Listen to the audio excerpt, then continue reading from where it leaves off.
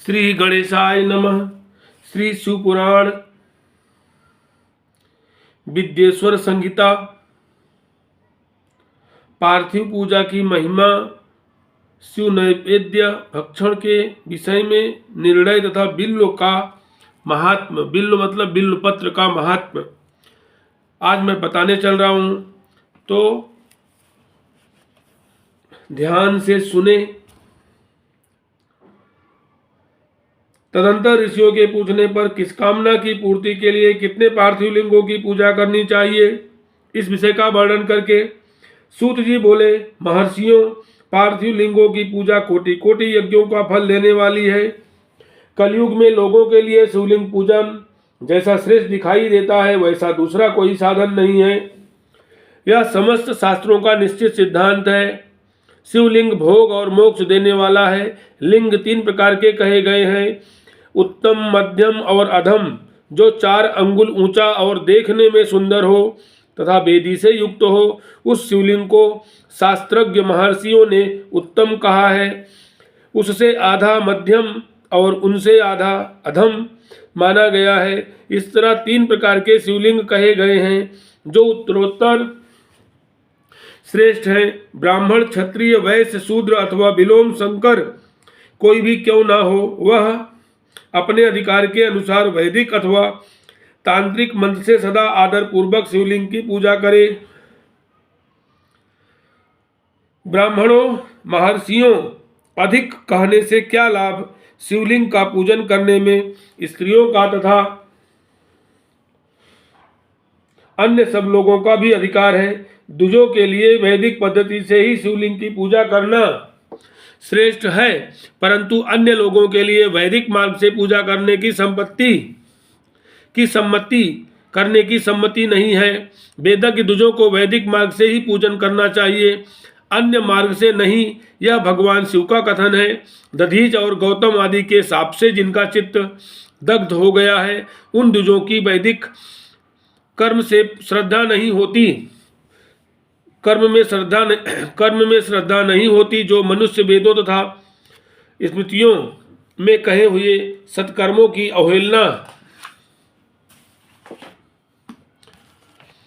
करके दूसरे कर्म को करने लगता है, उसका मनोरथ कभी सफल नहीं होता।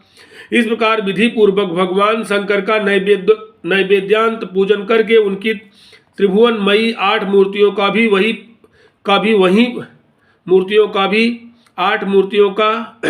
भी पूजन वहीं करें। पृथ्वी, जल, अग्नि, वायु, आकाश, सूर्य, चंद्रमा तथा यजमान, ये भगवान शंकर की 8 मूर्तियां कही गई हैं।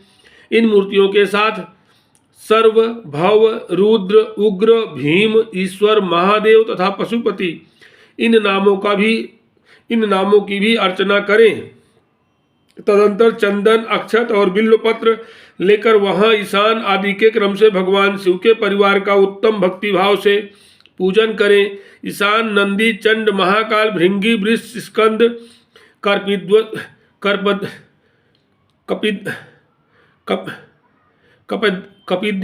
कपदीश्वर, सोम तथा शुक्र, ये 10 शिव के परिवार हैं, जो क्रमशः ईशान आदि 10 दिशाओं में पूजनीय हैं। तत्पश्चात भगवान शिव के समक्ष वीरभद्र का और पीछे कीर्ति मुख का पूजन करके विधि पूर्वक 11 रुद्रों की पूजा करें। इसके बाद पंचाक्षर मंत्र का जप करके शतरुद्रीय स्तोत्र का, नाना प्रकार की स्तुतियों का तथा शिव पंचांग का पाठ करें। तत्पश्चात परिक्रमा और नमस्कार करके शिवलिंग का विसर्जन करें। इस प्रकार मैंने शिव पूजन की संपूर्ण विधि का आदर पूर्वक वर्णन किया। रात्रि में देव कार्य को सदा उत्तराभिमुख होकर ही करना चाहिए। इस प्रकार शिव पूजन भी पवित्र भाव से सदा उत्तराभिमुख होकर ही करना उचित है। जहाँ शिवलिंग स्थापित हो, उससे पूर्व दिशा का आश्रय लेकर नहीं बैठना या खड़ा होना चाहिए, क्योंकि वह दिशा भगवान शिव के आगे या सामने पड़ती है। इस देव का सामना रोकना ठीक नहीं है। शिवलिंग से उत्तर दिशा में भी न बैठें, क्योंकि उधर भगवान शंकर का वामांग है, जिसमें शक्ति स्वरूपा देवी उमा विराजमान है। पूजन को शिवलिंग से पश्चिम दिशा में भी नहीं बैठना चाहिए, क्योंकि वह आराध्य देव का पृष्ठभाग है। पीछे की ओर से पूजा करना उचित नहीं है, अतः अवशिष्ट दक्षिण दिशा ही ग्राह्य है, उसी का आश्रय लेना चाहिए। तत्पश्चात तात्पर्य यह है कि शिवलिंग से दक्षिण दिशा में उत्तराभिमुख होकर बैठे और पूजा करें। विद्वान पुरुष को चाहिए कि वह भस्म का त्रिपुंड लगाकर, रुद्राक्ष की माला लेकर तथा बिल्व पत्र का संग्रह करके ही भगवान शंकर की पूजा करे।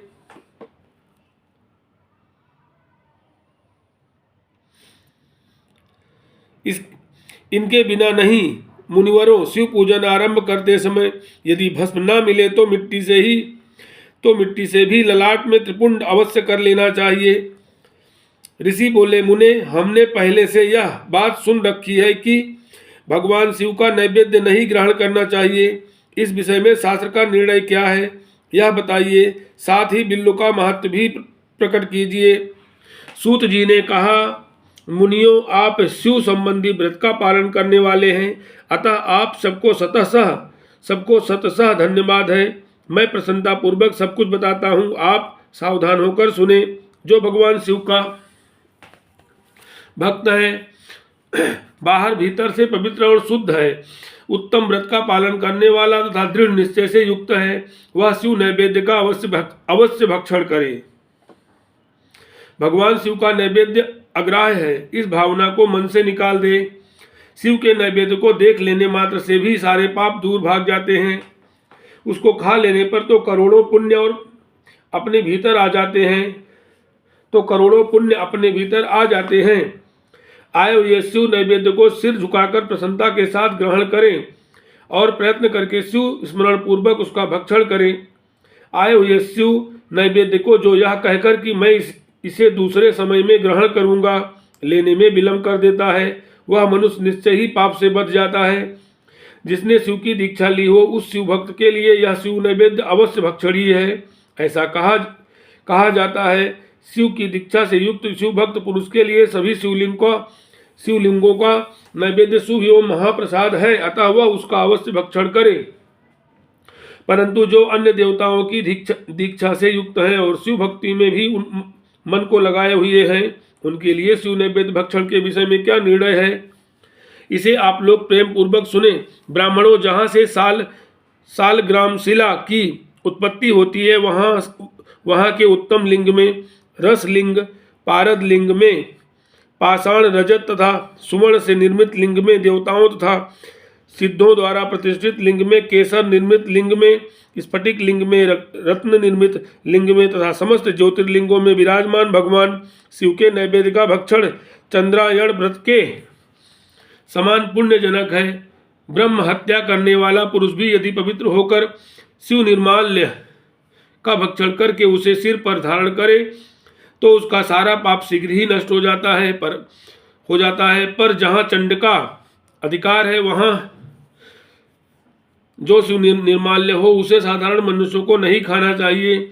जहाँ चंड का अधिकार नहीं है, वहाँ के शिव निर्माल्य का सभी को भक्ति पूर्वक भोजन करना चाहिए। बाणलिंग, नर्मदेश्वर, लोह निर्मित स्वर्णादि धातुमय लिंग, सिद्धलिंग, जिन लोगों की उपासना से किसी ने सिद्ध प्राप्ति की है अथवा जो सिद्धों द्वारा स्थापित है, वही लिंग स्वयंभू लिंग। इन सब लिंगों में तथा शिव की प्रतिमाओं में, मूर्तियों में चंड का अधिकार नहीं है। जो मनुष्य शिवलिंग को विधि पूर्वक स्नान कराकर उस स्नान के जल का 3 बार आचमन करता है, उसके कायिक, वाचिक और मानसिक तीनों प्रकार के पाप यहाँ शीघ्र नष्ट हो जाते हैं। जो शिव नैवेद्य पत्र, पुष्प, फल और जल अग्राह्य है, वह सब भी सालग्राम शिला के स्पर्श से पवित्र ग्रहण के योग्य हो जाता है। मुनीश्वरों, शिवलिंग के ऊपर चढ़ा हुआ जो द्रव्य है वह अग्राह्य है। जो वस्तु लिंग स्पर्श से रहित है, अर्थात जिस वस्तु को अलग रखकर शिव जी को निवेदित किया जाता है, लिंग के ऊपर चढ़ाया नहीं जाता, उसे अत्यंत पवित्र जानना चाहिए। मुनिवरों, इस प्रकार नैवेद्य के विषय में शास्त्र का निर्णय बताया गया। अब तुम लोग सावधान हो, आदर पूर्वक बिल्व का महात्म्य सुनो। यह बिल्व वृक्ष महादेव का ही रूप है। देवताओं ने भी इसकी स्तुति की है। फिर जिस किसी तरह से इसकी महिमा कैसे जानी जा सकती है? तीनों लोकों में जितने पुण्य तीर्थ प्रसिद्ध हैं वे संपूर्ण तीर्थ बिल्व के मूल भाग में निवास करते हैं। जो पुण्यात्मा मनुष्य बिल्व के मूल में लिंग स्वरूप अविनाशी महादेव जी का पूजन करता है वह निश्चय ही शिव पद को प्राप्त होता है। जो बिल्व की जड़ के पास जल से अपने मस्तक को सींचता है वह संपूर्ण तीर्थों में स्नान कर का फल पा लेता है।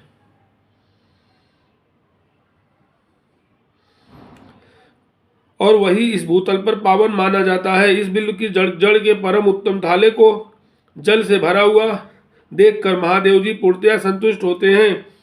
जो मनुष्य गंध पुष्प आदि से बिल्व के मूल भाग का पूजन करता है वह शिवलोक को पाता है और इस लोक में भी उसकी सुख संतति बढ़ती है। जो बिल्व की जड़ के समीप आदर पूर्वक दीपावली जलाकर रखता है वह तत्व ज्ञान से संपन्न हो भगवान महेश्वर में मिल जाता है। जो बिल्व की शाखा थामकर हाथ से उसके नए नए पल्लव उतारता है और उनसे उस बिल्व की पूजा करता है वह सब पापों से मुक्त हो जाता है। जो बिल्व की जड़ के समीप भगवान शिव में अनुराग रखने वाले एक भक्त को भी भक्ति पूर्वक भोजन कराता है उसे कोटि गुना पुण्य प्राप्त होता है।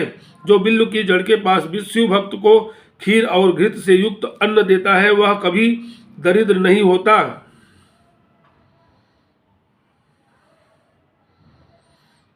इस प्रकार मैंने सांगोपांग शिवलिंग पूजन का वर्णन किया। यह प्रवृत्ति मार्गी तथा निवृत्त मार्गी पूजकों के भेद से दो प्रकार का होता है। प्रवृत्त मार्गी लोगों के लिए पीठ पूजा इस भूतल पर संपूर्ण अभीष्ट वस्तुओं को देने वाली होती है। प्रवृत्त पुरुष सुपात्र गुरु आदि के द्वारा ही सारी पूजा संपन्न करें और अभिषेक के अंत में अगहनी के चावल से बना हुआ नैवेद्य निवेदन करें। पूजा के अंत में शिवलिंग को शुद्ध संपुट में विराजमान करके घर के भीतर कहीं अलग रख दें। निवृत्त मार्गी उपासकों के लिए हाथ पर ही शिव पूजन का विधान है। उन्हें भिक्षा आदि से प्राप्त हुए अपने भोजन को ही नैवेद्य रूप में निवेदित कर देना चाहिए। निवृत्त पुरुषों के लिए सूक्ष्म लिंग ही श्रेष्ठ बताया जाता है। वही विभूति से पूजन करें और विभूति को ही नैवेद्य रूप से निवेदित भी करें। पूजा करके उस लिंग को सदा अपने मस्तक पर धारण करें। हर हर महादेव शंभो।